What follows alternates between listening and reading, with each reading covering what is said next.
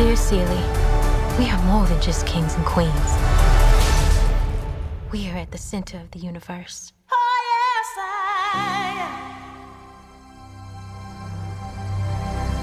Hello, Jennifer Walden here for Mix Presents Sound for Film Awards Season 2023. Joining me are members of the sound team on Warner Bros. Pictures' new musical film, The Color Purple. We have three-time Oscar-nominated production sound mixer Steve Morrow and two-time Emmy-nominated production sound mixer Richard Bullock. Oscar-nominated supervising sound editor Renée Tondelli was also the dialogue supervisor and ADR editor. The two-time Oscar-nominated supervising sound editor and re-recording mixer Julian Slater. And last but not least, Oscar-winning re-recording mixer Paul Massey. Hey, everyone. Thank you guys so much for being here to talk about The Color Purple. Thank you. Thanks Great to be here. Thank you. Thank you. So let's start with the production sound. Since there were two production sound mixers on this film, Steve and Richard, did you guys divide the scenes between you, or did you kind of work in tandem on every scene? We split it up by dates. Yeah, we did every other day. No, I was hired on the film, but I knew I had an overlap with another project, and I had let production know, hey, I'm not going to be able to do this whole film. And they said, look, just give us as much time as you can. This is back in the COVID days when people would push and move their schedules around all the time. So I think production was hoping that, everything, the other project would push.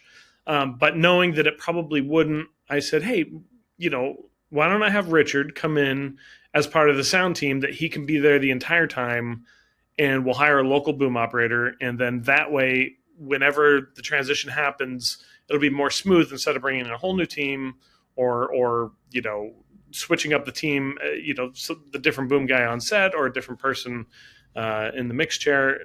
Let's make it as smooth as possible. We'll have somebody there the whole time. So Richard was kind enough to, basically work on the sound team, not as a mixer, but for the first half of the film. And then sure enough, my other project went ahead as scheduled, and Richard jumped into the seat, and that's kind of how that was split up.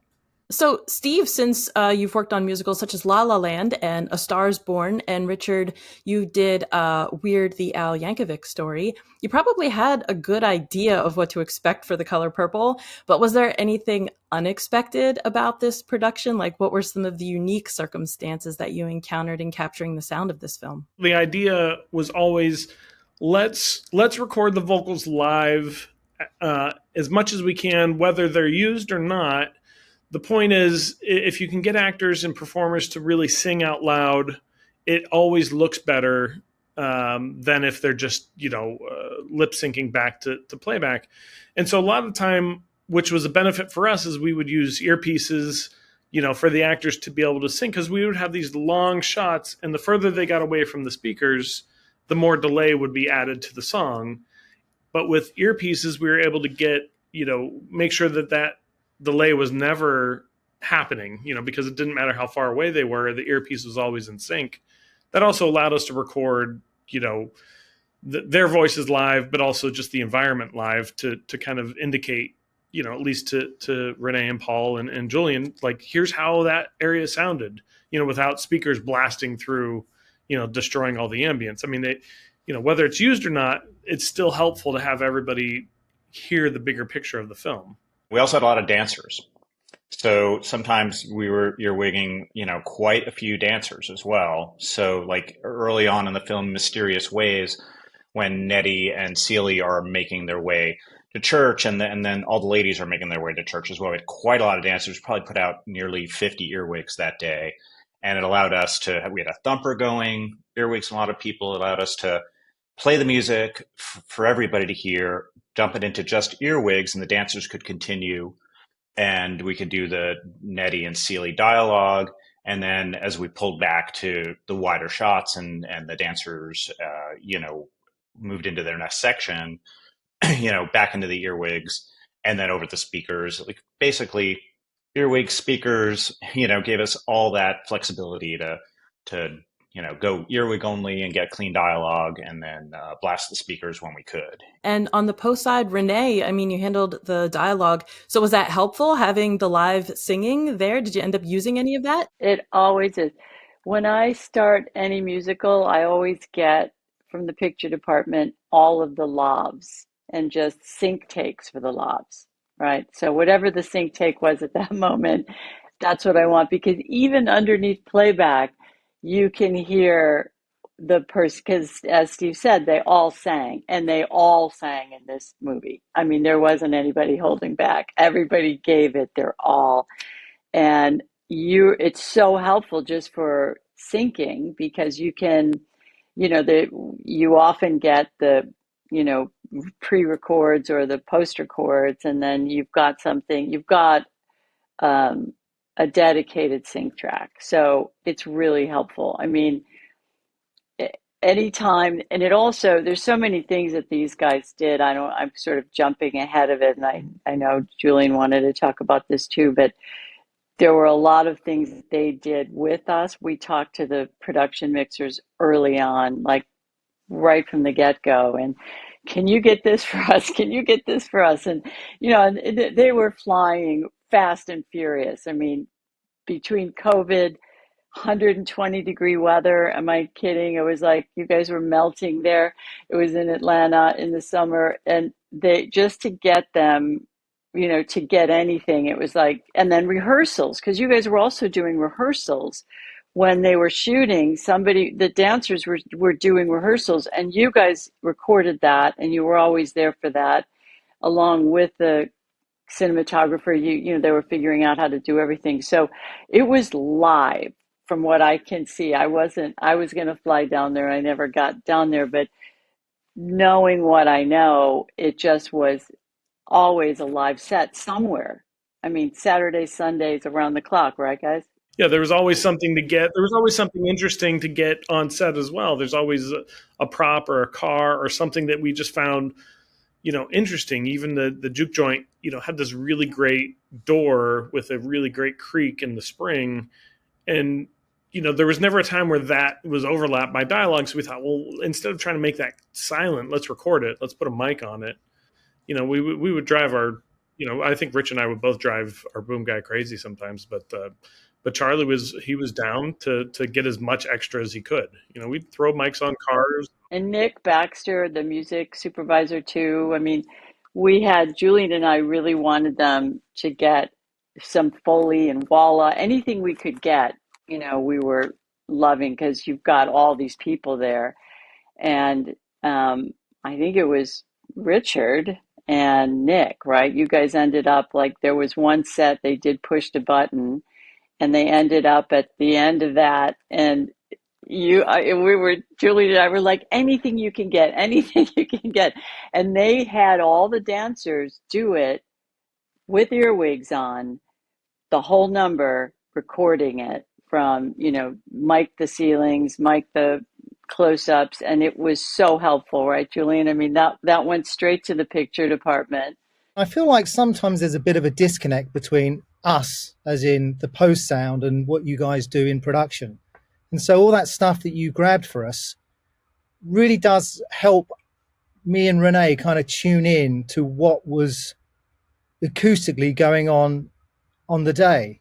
And so, like Renee said, all those footsteps, I mean, that you did a whole pass of kind of footsteps with the dancers that was invaluable to us, because then we could take that and kind of sift through it and then hand that over to our Foley department, who kind of reconstructed anything around that, but used your stuff as a basis. So all that stuff is so valuable and kind of rarely happens, to be honest with you. And, I feel like I was slightly the newbie here because I think I'm the only one who hadn't done a pure musical before. I've worked on movies that were very musically driven, but a straight up musical, for which this was my first time. So it was great to have such a kind of rich team of people who had the experience to kind of bounce ideas off, which was great. You and Renee definitely did an amazing job. I mean, it sounds very real and live, and you don't hear that needle drop that you do sometimes in musicals, and that is just a testament to how hard you guys worked to make that happen. That did come from Blitz. Blitz was always very particular about the music sounded very, the musical sequences sounding very grounded and very much part of the environment, and not just dialogue onto a musical sequence and then back to a dialogue sequence. So yeah, I mean, Paul, you can probably talk more about that. Yeah, I mean, I think that was my biggest challenge, to be honest, handling that those transitions in and out of the musical cues, because a lot of times, Renée did a great job with the ADR. Sometimes we were using production and ADR going into a vocal track at the beginning of a song. Other times it was purely ADR, other times purely production. And then we're going into a vocal track on the song that could have been a section from live that you recorded on set. It could have been a section from recording studio A or recording studio B. There was an awful lot of different things to try to hopefully make sound as though it was one and that it flowed. And not only going into the songs, because once you get into the songs, you get into the chorus, you can let it go out more full quality, high fidelity as a song, but you've got to also somehow wind down at the end of the song to get back into dialogue and a regular dramatic scene. So that was really my biggest challenge on the whole film. And I got to say, you guys recording everything or so much in production on set was so helpful. I mean, Push the Button was a great example where we were able to use an awful lot of the dancers' movement and general footsteps and such. Their call outs, they did a few of those, and reactions. In contrast to another section of, like Miss Celie's Pants, where we actually had tap dancers come in and re-record all of the feet there. So it was very specific to the songs and the environment as to what we were going to use, but we had great choice because of what you recorded. And what about the live musical performances, like Mr. He's sitting on the porch, he's playing his banjo? Was that something that happened live, or was that playback? I mean, it's obviously, Coleman, singing live and playing, but the idea was, we asked him, okay, well, don't actually play the instrument because we want to record your voice, and if we have to ever tune it or adjust the banjo, that's going to be really hard to do if it overlaps. So we had a banjo player off camera playing that we would feed into his earpiece, and then he would play along with it. So essentially he could play at his own rhythm, but it also was the technical aspect to keep his voice clean so that it wouldn't overlap that. I love the way that the environmental sounds help to ground these songs into the scenes. For instance, like when Celie sings her song, She Be Mine, they're the women that are washing the clothes in front of that long waterfall. So you have the effects of like the water and the washing, and they all sound very musical and rhythmic. So was this something that you guys, for those specific effects that seem like they're in the song, was that something that you guys collaborated with the music department on? Yeah, very much so. I mean, Nick was very involved. I mean, not just that sequence. Quite a few of the musical sequences, we are doing a lot of stuff whereby the environmental sounds are in tune and in time with the musical pieces. And so, we would have our crack at doing that kind of stuff, show it to Blitz to make sure, get him to sign off on, what he felt worked and what didn't work. And then once we were happy with it, we would throw it over to Nick to get him to throw the holy water on it, so to speak. But yeah, there's that. I mean, again, that was very much Blitz's idea of having all the environmental sounds. Certainly when the musical sequences are happening, there are part and parcel of the musical sequences and not two disparate things, one holistic kind of soundscape. I think a great example of that, Julian, is Working, where they're building the house, building the Duke, and it's so in rhythm and in time with all of your sound effects and rolled shots from John Pole and music adjustments as well. I really should shout out our Foley supervisor, Paul Parola, who did an amazing job of recording very naturalistic. There are movies that you watch, or I watch, and you sit back and you kind of think, damn, everything is perfect. Just everything is perfect. Every footstep sounds as it should be, and we were pretty determined that would be the case on this show. And so I've got to call out Paul Parola for his amazing Foley and making the stuff that worked around the stuff that Richard and Steve shot, making it sound both musical and rich and full was he did an amazing job. I think everything starts with rhythm in this movie, not just the musical numbers. I mean, Julian had horses in town that were in rhythm with the music, and doors and people, and I mean everything. We had so much fun playing with all these environmental sounds because first of all, I mean, in the musical sequences with Celie, so much of it is just her imagination. Like she doesn't speak a lot, so she's always observing things and experiencing things. So when we go into her songs, we were really able to have go and have all kinds of things happening within her world that, really opened the door for us. Even stuff where there wasn't music, we were very conscientious about everything having a rhythm to it, even outside of the musical sequences. Like cicadas and insects, for example, are used throughout the movie, not just as a sound of nature, whether it's a happy sound or a more lonesome sound. Like a solo insect can sound can have quite the different effect emotionally than a large soundscape of insects. But we utilized naturalistic sounds to kind of reflect what was going on with Celie's state of mind. So everything had a deliberate rhythm to it, regardless, over and above whether there was musical sequences happening at the same time. What were the director's tastes for sound? Like, did he like busy ambiances? Did he want to fill the space up with sound, or did he want to have sort of that contrast of having the non-musical sections of the film a bit quieter, so that when the musical sections kicked in, there was that big dynamic shift? As a movie that spans an amount of time, I think this is like 40 years in total. It is an epic movie with regards to the time frame, the time span, and so we were, Blitz really wanted us to portray that changing of the seasons and the changing of the years between, the music starts off as gospel and kind of goes to blues and then goes to jazz as the years roll on. And equally, the environments did the same. We start off with horse and cart and horse and carriage and not very motorized environments, but by the end of the movie, the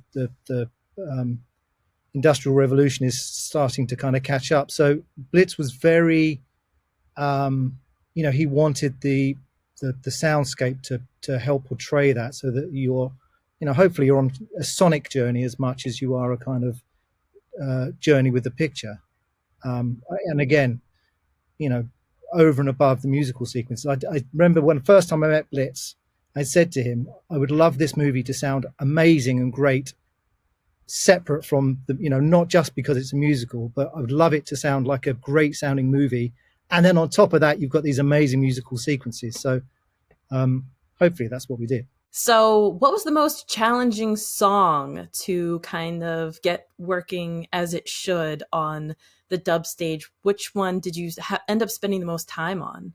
That's a good question. I think Keep It Moving was probably one of the hardest. It's a great song. It comes at a moment of sort of the girls being very childlike, and going back to the younger days and feeling light.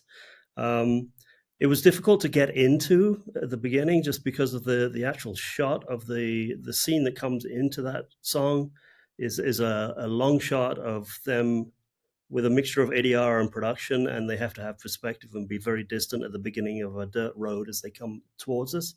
And then they get light and they start to break into song. And then they're dancing around through the beach. They go through the town. They're laughing with everyone in the townsfolk. They're trying on hats.